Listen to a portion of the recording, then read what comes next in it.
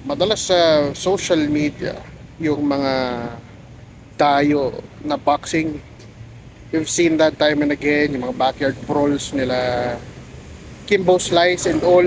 Ngayon, makakita tayo ng actual na medyo tayo yung dating. This is con between content creators naman. One is a content creator who has fought bare knuckle boxing sa URCC, and yung isa, yung mas kilala siya ngayon sa series nila kung saan dumadayo sila sa mga barangay, naghahamon ng boxing o street fights, if you may. Sa iba-ibang tao, mamaya makikita natin yan. So this was the initial fighter briefing ng Kalye Laban. That's Coach Franco explaining the rules to the competitors. That's Ninong Tank, si Boss Dam, Mr. Mainit, and 4 other athletes. Ito yung first bout where itong si naka-red na glove, si Red Corner, medyo naglaro-laro nung umpisa. He tried to make it look like hindi siya marunong. And ito namang si Blue Corner thought, he had the actual edge over the guy in red kasi nga medyo naging kampante siya. But then pagdating sa decision, as announced, Red Corner ang nanalo. Match number 2 was between Mr. Mainit in the blue corner and Ninong Tank on the red corner.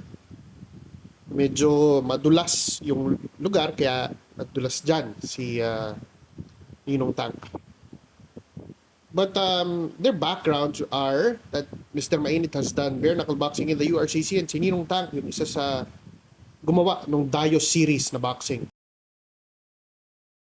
Medyo nahihirapan na talaga itong si Ninong Tank kahit na nakapaa na siya. So nag-decide siya na susubukan niya naman na siguro mag-medyas na lang. Back to the match. Ninong Tank medyo naging more on the offensive. Na-press against the makeshift troops niya si Mr. Mainit, but they switched places. Dinadaan nila sa clinching pagdating na sa bandang ropes para medyo may fair game kahit papano.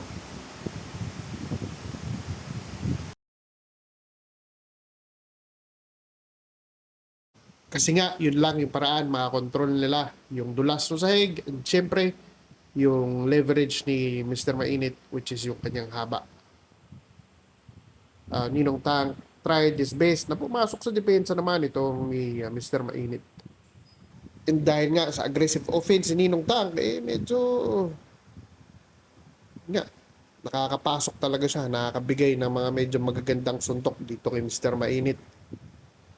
Back to the center of the ring, Ninong Tank sumusubok pa rin na to move forward, pero medyo in these sequences nakokontrol o nakikitaan na ng opportunity ni Mr. Mainit to actually use his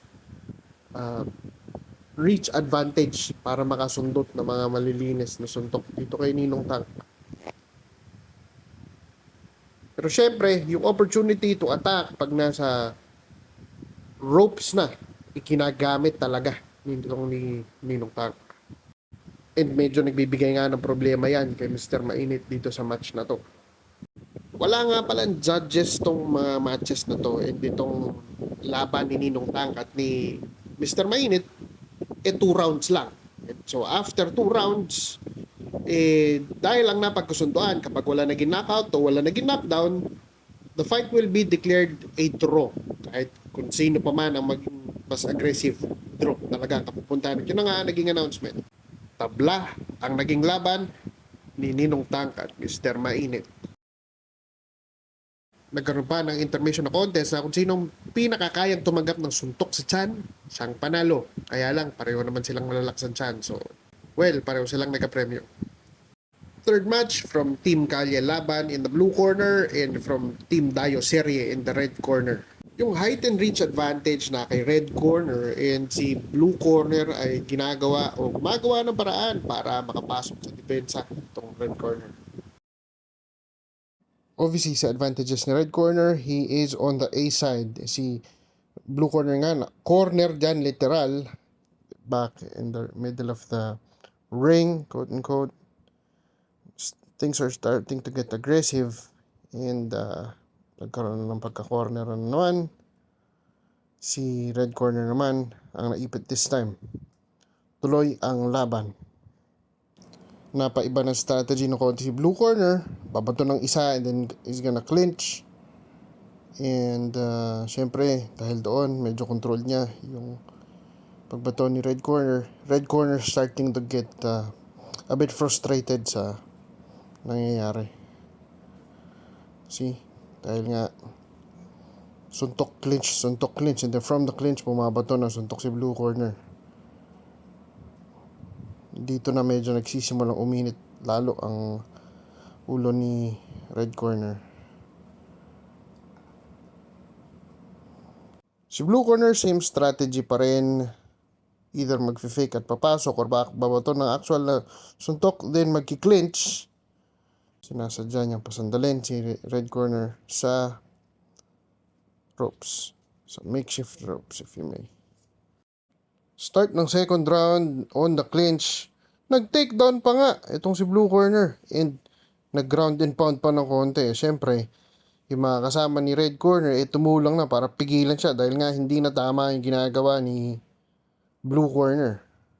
Dito lalong mas nakita yung pagkainis, yung pagkabwisit nitong si red corner dahil nga hindi naman na boxing yung ginawa ni blue corner. Ang dating sa kanila para bang nananadya, nag-step in na si Mr. Mainit to try to de-escalate things. Kasi kahit yung mga kasama mismo ni red corner ay nagagalit na dito kay blue corner. Yung boxer from the blue corner ay kinausap na rin ni Mr. Mainit, pinakalma niya. And dito na nga nag-decide na ititigil na nila yung laban. Kasi nga hindi na tama yung nangyari. Ito yung final match, Boss Dam versus Mr. Mainit ulit. Boss Dam in the red corner, Mr. Mainit sa blue. Kita din yung height and reach advantage of Mr. Mainit. Pasundot-sundot ang jab here and there. While si Boss Dam looking for an opening para makapasok dito kay Mr. Mainit. Mr. Mainit using some angles para makontrol itong pagiging aggressive ni Boss Dam. Kasi nga yung aggressiveness can lead to him getting stuck in the ropes. Mahirap nga naman dumepensa, lalo na yung ropes ito literal na halos tali lang gawa sa retaso. Tuloy ang boxing. Boss Dam on the offensive pa rin, siyempre. Being as aggressive as he is para ma-negate yung height and reach advantage ito ni Mr. Mainit. Corner niya si Mr. Mainit from the ropes. Siyempre wala ka nga naman sasandalan. Tinatry mong makatayo dahil natutumba ka na pero kailangan mo pa rin lumaban pabalik. Yun na nagiging problema dito. Mr. Mainit trying to counter itong mga punches na lang ni Boss Dam. Trying to move around the ring. Mr. Mainit nag-clinch ng konti dito kay Boss Dam kasi nga para may hawakan siya dahil matutumba na siya from the ropes. Tuloy ang laban. Nakikita na nitong si Boss Dam na yung ropes ay kanyang magagamit sa advantage niya. And yun nga, yung isang suntok niya medyo na knockdown si Mr. Mainit. But the end, nag-celebrate si Boss Dam ng konti. Mr. Mainit was just, shrugging it off ng konti. Tuloy ang laban. And Mr. Mainit umaatras. Boss Dam on the forward pa rin. On the offensive. Medyo nasa clinching na ang nagagawa ni Mr. Mainit to try to control yung aggressiveness ulit ni Boss Dam. Next round. Let's go. Boss Dam, siya talaga yung talagang the one pressing forward, trying to dictate the pace of the fight. Mr. Mainit gumagamit ng angles, ginagamit niya na sa wakas yung haba niya. And from the ropes, medyo nakikita niya na he can use it sa kanyang advantage naman para mapabagsak o subukan mapabagsak itong si Boss Dam. Back in the middle of the ring, Boss Dam trying to throw some combinations there. Nakita naman ni Mr. Mainit. Pero yun nga, dahil nga they're on the ropes, na nagiging problema. And nakita nga na paraan ni Mr. Mainit to control that na hindi sila bumagsak, mag-clinch. Hindi na nga halos nagtapos yung laban sa kaipit na naman sa ropes. And the fight was declared a draw. I guess not counted yung knockdown na yun. Kita nga sa mukha ni Boss Dam na medyo hindi siya natuwa doon sa decision. Pero it is what it is. May pinag-usapan silang rules. Lumabas nga lang siya agad sa ring dahil doon. That's about how the fight ended. And that was it. At yun nga, yung Kalye Laban at Dayo Serye collaboration ni na Mr. Mainit, Ninong Tank at Boss Dam.